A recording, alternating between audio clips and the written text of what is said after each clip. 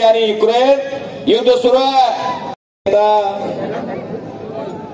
आणि मानाचा फेटा बांधला जातोय महेंद्रला. मानाचा फेटा शोभून दिसायला लागलेला आहे. मैदान तापले.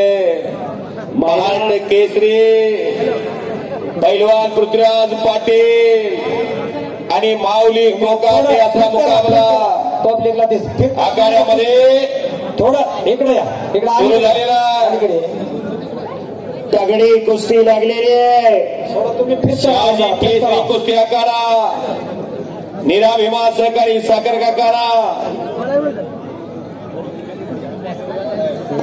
भारतीय साखर संघाचे नवनिर्वाचित अध्यक्ष सन्माननीय हर्षवर्धन भाऊ पाटील यांच्या संकल्पनेतून साकारलेलं मैदान आणि आखाड्यामध्ये पृथ्वीराज पाटील आणि माऊली कोकाटे इंदापूर तालुक्यामध्ये नीरा भीमा कारखाना महाराष्ट्रातला अग्रेसर कारखाना शेतकऱ्याचा विश्वासार्थ मिळवलेला कारखाना महाराष्ट्राच्या घराघरात परिचित व्यक्तिमत्व हर्षवर्धन भाऊ शिकवानी कब्जा घेतलेला पैलवान पृथ्वीराज पाटलानं सिकंदर से महेंद्र गायकवाडची कुस्ती झाली आहे.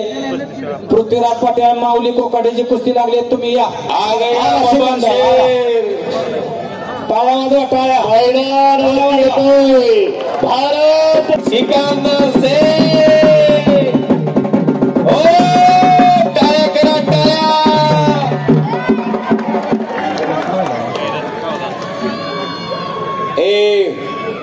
कशाला ओरडत आहे? उद्यापासून तालमीत जावा. इथं काय भजी खाऊन पाहिलं होते का? तुपाजी रोज बिर्याणी रोज थंडाई 100 बाद माझी एका टायमिंगला. तुम्ही सरबत सुद्धा पित नाही. आणि काटा खालतीवरती व्हायला लागला आणि माऊलीकर कब्जा जातोय पृथ्वीराजचा. 11 फेब्रुवारीला जामनेरला मैदान झालं. 40 ते 45 हजार माऊली कोकाटे आक्रमक झालेला. या माऊली कोकाट्याचं कुस्ती करिअर मी जवळून पाहिलंय.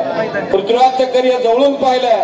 पृथ्वीराज हा देवटाण्याचा माऊली इंदापूरचा सराटीचा कुस्ती करिअर कुंडवाडीला या महाराष्ट्राच्या महान मलाने अनगढ हिरा अनमोल केला.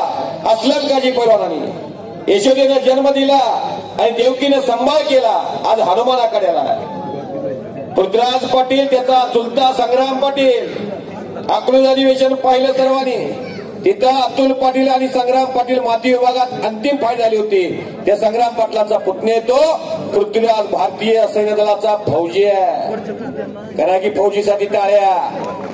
डोळ्यात तेल घालून भारताच्या सरहदीवरती या देशाचं रक्षण करतात म्हणून आपण सुखानं कुस्त्या पाहतोय.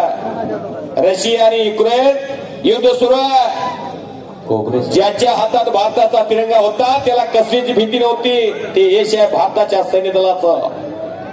जहाँ डाल डाल पर सोने की चिड़िया करती है बसेरा ओ भारत देश है मेरा. आणि पंचाचा निर्णय माऊली कोकाटे